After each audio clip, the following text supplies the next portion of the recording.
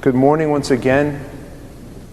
Today we are blessed to celebrate two great and wondrous saints of our church, the great martyr Barbara and St. John of Damascus. I believe that in our gospel reading we heard of a woman who was at the limit of what she could do on this earth. She had a flow of blood for many years. She was desperate. She had reached the bottom, so to speak, and she hit the bottom. But what did she do? The gospel said that she said to herself, inside of herself she had a voice, her own voice. Perhaps her soul said to her, if I only touch the fringe of his garment, if I only touch the fringe of his garment. She didn't think to ask him. She didn't think to stop him in his tracks. She didn't think about any of that. What kind of faith does that demonstrate? And what a miracle. And even more than that, she came back. Realizing what had been done to her, she came back and she fell down and she confessed to him.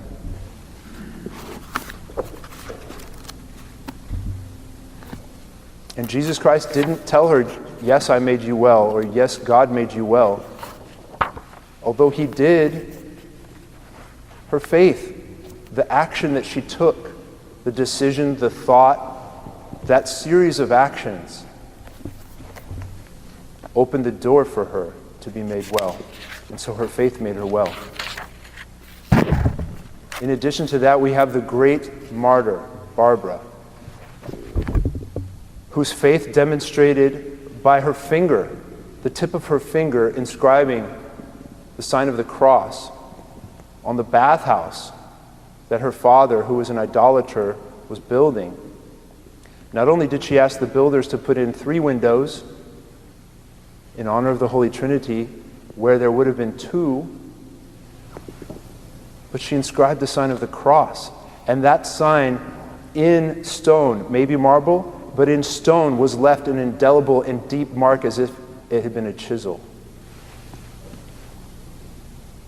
St. Barbara is also the patron saint of artillerymen, believe it or not.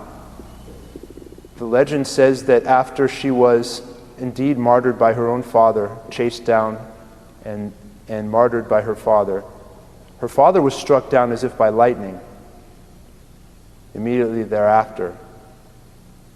And because of this, and because of the dangers that artillerymen used to have in loading their weapons, perhaps a shell would explode as it was being loaded. They've acquired St. Barbara, of all people, to protect them. Not only is she a great martyr and a great saint who demonstrates her faith to us all the time, but she's well loved and revered by our military. St. John of Damascus demonstrates his faith as we celebrate him as well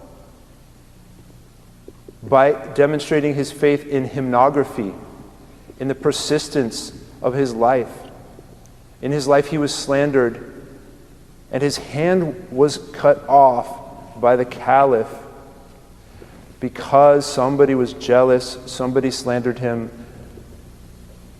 Somebody made it appear that St. John had written something against the caliph. His hand was removed. In his grace and his wisdom, St. John asked for his hand back, and they gave him his severed hand back, and he prayed fervently to the Theotokos. And miraculously, his hand was restored to him on that very night.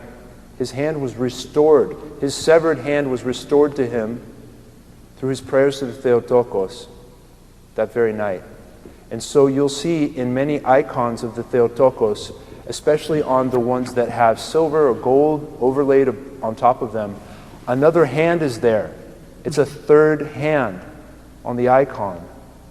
And whenever you see that third hand, think of St. John of Damascus's hand, because that hand was placed on that icon to remember the miracle that his faith helped him.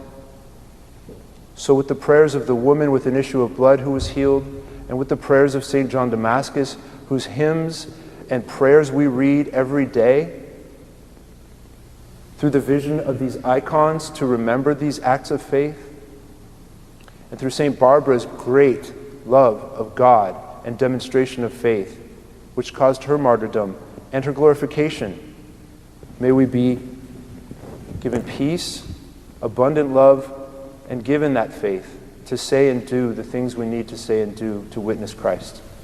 Amen.